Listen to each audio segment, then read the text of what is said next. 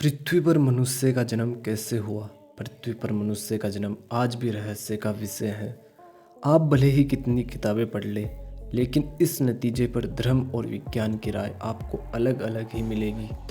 ऐसा नहीं है कि सिर्फ हिंदू या सनातन धर्म ही यह कहता है कि इंसान मनु और शत्रुता की संतान है, बल्कि दूसरे धर्म के लोग भी खुद को एडम और हीव की संतान मानते हैं। लेकिन विज्ञान का दावा इससे उलट है। आज इस वीडियो के माध्यम से हम यह जानने की कोशिश करेंगे कि आखिर पृथ्वी पर मनुष्य का जन्म कैसे हुआ।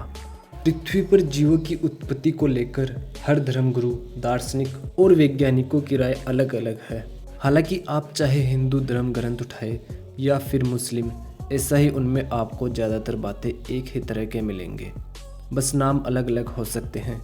हिंदू पुराण कहते हैं कि घनघोर अंधेरे में पहले ब्रह्मा जी का जन्म हुआ और जन्म के तुरंत बाद वह तपस्या करने लगे।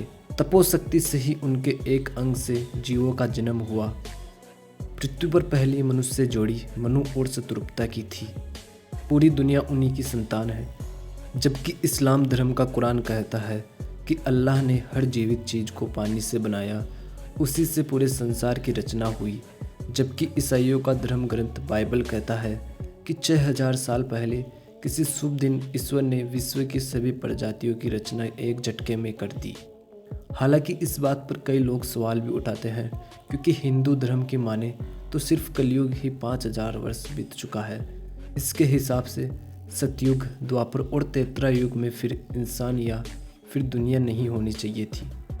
आमतौर पर हर धर्म की यह धारणा बिल्कुल एक जैसी है कि पृथ्वी पर जीव जंतुओं की उत्पत्ति एक चमत्कार है, जबकि विज्ञान इससे उलट दावे करता है। महान यूनानी दार्शनिक अरस्तु का कहना था कि मिट्टी, कीचड़, धूल और सड़ती हुई चीज़ों से कीड़े मकोड़े पैदा हो जाते हैं। हो सकता है वैसे ही इंसानों की भी उत्पत्ति हुई हो।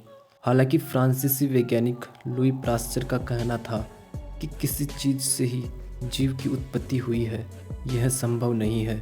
निर्जीव चीज़ से भी सजीव इंसान बन जाए। साल 1871 में चार्ल्स डार्विन ने कहा था कि पृथ्वी पर इंसानों की उत्पत्ति रासायनिक अभिक्रिया और भौतिक प्रक्रियाओं के मेलजोल से हुई होगी।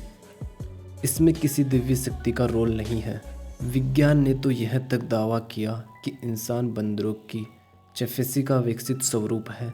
मजाक में लोग कहते भी हैं कि इंसानों के पूर्वज बंदर ही तो है, इसलिए यह उछलना कूदना जानते हैं।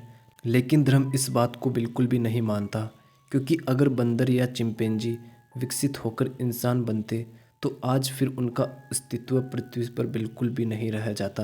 क्योंकि विज्ञान यह भी कहता है कि कोई भी जगह या जीव जब अपना स्वरूप बदलता है तो अपना पुराना अस्तित्व खो देता है। मज़ेदार बात तो यह है कि अब तक सभी वैज्ञानिकों ने जीवों का विकास ही समझाया है। सालों के रिसर्च के बाद सिर्फ यह पता लगा पाए हैं कि इंसान जब आदि मानव के रूप में जंगलों में घूम रहा था तो कैसे पत्थर से आग लगाया। उसके बाद उसके अंदर बुद्धि विकसित हुई और उन्होंने खेती शुरू की और फिर गृहस्थ बसाना शुरू किया। लेकिन जीवन की उत्पत्ति की असली वजह कोई नहीं समझा पाया है। इसकी वजह यह भी है कि जिस दुनिया को भगवान ने बनाया उसके बारे में भला हम इंसान कैसे जान सकते हैं। जिससे मृत्यु का रहस्य विज्ञान नहीं समझ पाया। दुनिया किसने बनाई यह नहीं समझ पाया। दुनिया में अचानक से लोग कहाँ से आ गए यह नहीं समझ पाया, तो यह भला कैसे समझ जाएगा कि सबसे पहले पृथ्वी पर कौन सा जीव आया। और आज भी यह एक तरह का रहस्य बना हुआ है।